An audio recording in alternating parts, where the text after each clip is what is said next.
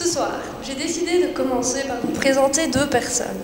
Daniel, 45 ans, travaille dans une grande multinationale. Véronique, 42 ans, travaille dans une équipe de neurochirurgiens. Deux métiers bien différents, n'est-ce pas?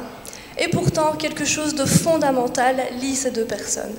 En effet, Daniel et Véronique, comme nous tous ici présents, sont à risque de connaître un jour le burn-out ou mettre des erreurs humaines lourdes de conséquences. C'est en pensant à ces travailleurs qu'une révélation m'est venue. Il est grand temps d'étudier la fatigue mentale chez les moins de 50 ans. Le jour de cette révélation, je rentre chez moi et j'annonce à mes parents mon sujet de thèse. Et là, ils me disent « Et tu penses à nous ?» Et le vieillissement de la population et le recul de l'âge de la pension. Nous allons en effet devoir affronter les problématiques liées au burn-out jusqu'à un âge avancé. 67 ans pour le moment. Reformulation de mon sujet de thèse, je vais étudier la fatigue mentale chez les jeunes, mais surtout chez les plus de 50 ans. Pour ce faire, je propose à des personnes d'âges différents de participer à une expérience mentalement exigeante.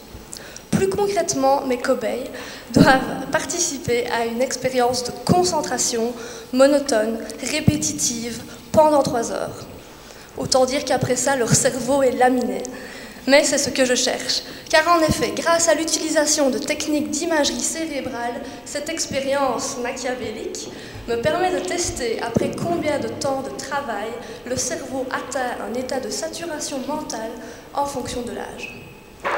Pour mieux comprendre l'importance de mes recherches, il suffit de s'intéresser aux chiffres liés au burn-out, la maladie du XXIe siècle. Aujourd'hui, 10% des travailleurs belges sont dans un état de burn-out. D'ici quelques années, on prédit que ce pourcentage sera de 20. Si ce fléau touche les travailleurs, il touche également la sécurité sociale et les employeurs. En effet, ceux-ci doivent former rapidement des remplaçants, mais également encaisser les coûts liés à l'absentéisme, soit près de 20 000 € par an par employé. À l'heure actuelle, les politiques de compétitivité, de formation continue, d'horaires flexibles à l'extrême ne cessent de croître. Et vous, serez-vous capable de travailler jusqu'à 60 heures semaine? Je vous le souhaite à tous. En attendant, rappelons que la recherche expérimentale peut servir de base aux actions sur le terrain.